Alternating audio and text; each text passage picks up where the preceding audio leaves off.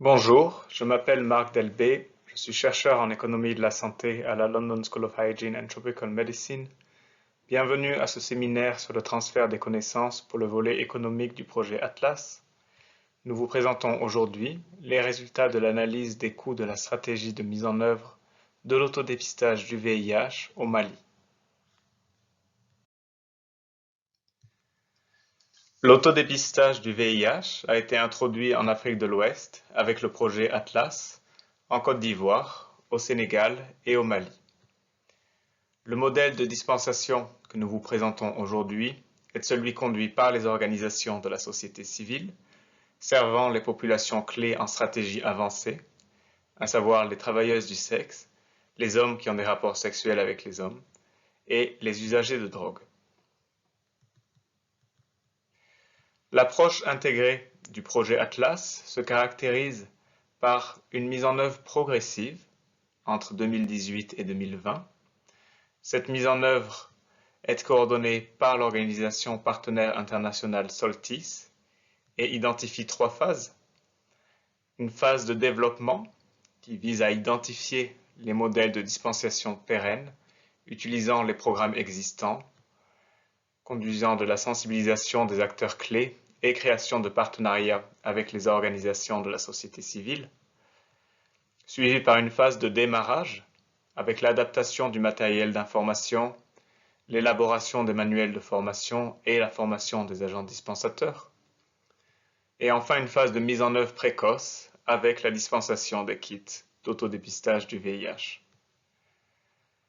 La phase de mise en œuvre est suivie par une phase de transition en 2021 avec un retrait partiel de l'ONG Soltis, puis une mise à échelle nationale en 2022-2023 avec un retrait complet de Soltis.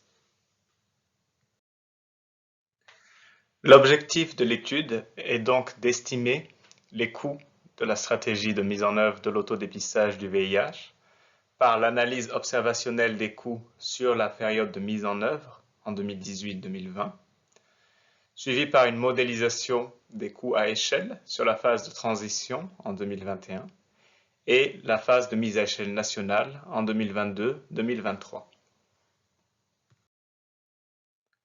En ce qui concerne la méthode adoptée, celle-ci a deux composantes d'analyse.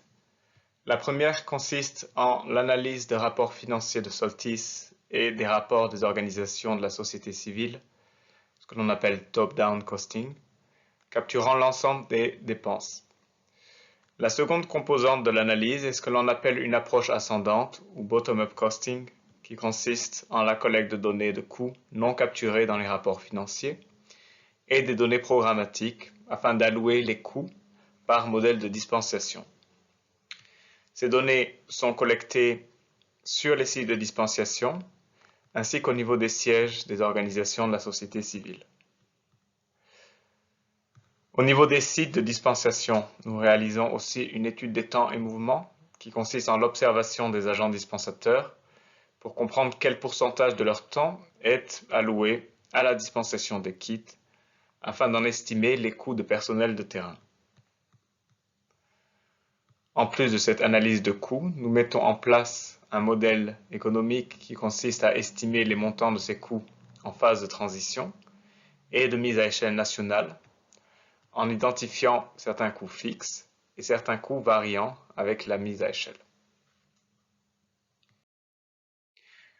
Les coûts observés étaient regroupés selon les classifications suivantes. Les coûts des kits d'autodépistage. Au niveau terrain, les coûts de personnel des sièges des organisations de la société civile et les coûts des agents de terrain.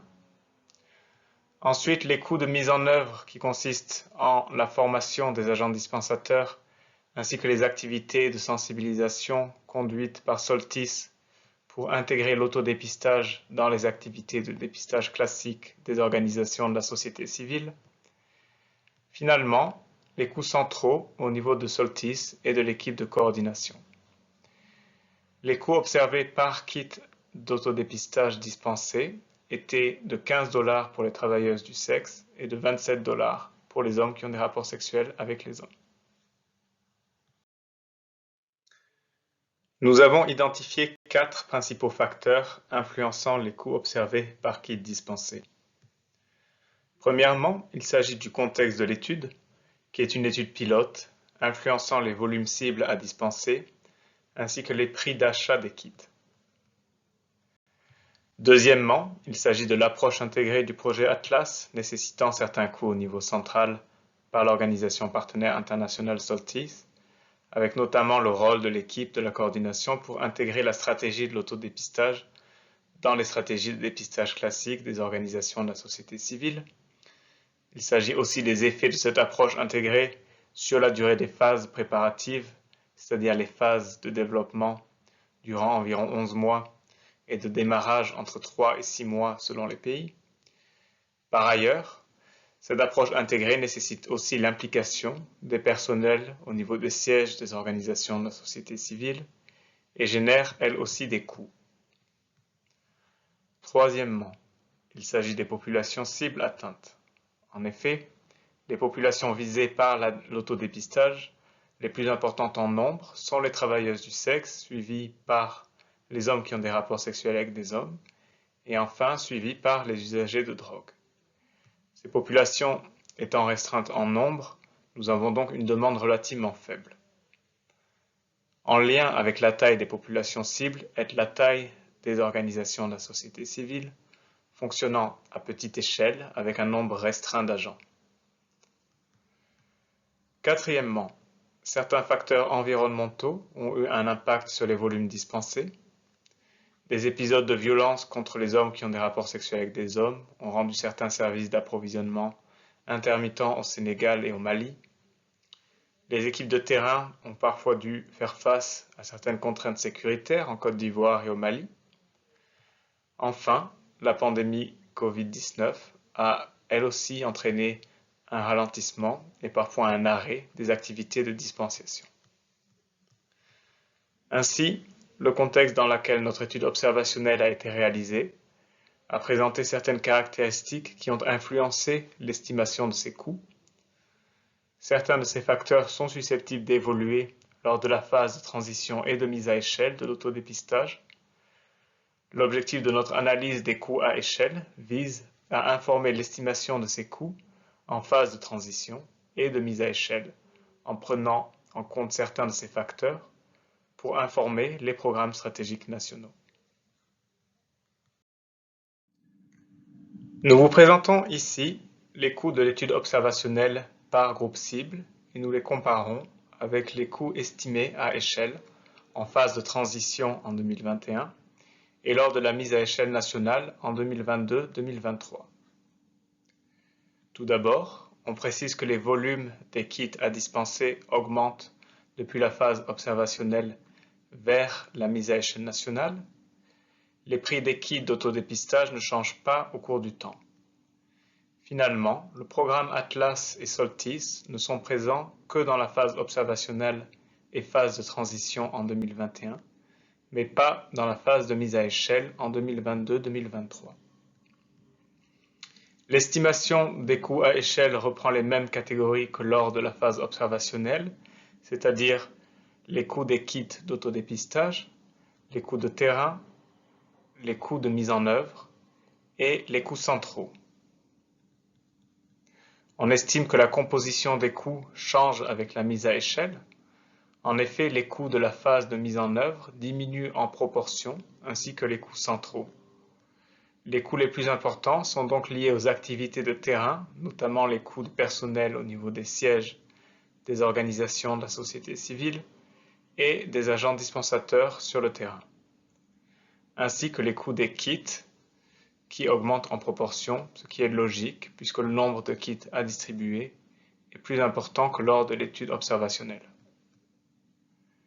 En résumé, le coût unitaire par kit d'autodépistage dispensé diminue de 15 $ à 9 $ en 2023 pour les travailleuses du sexe et de 27 $ à 16 $ pour les hommes qui ont des rapports sexuels avec les hommes.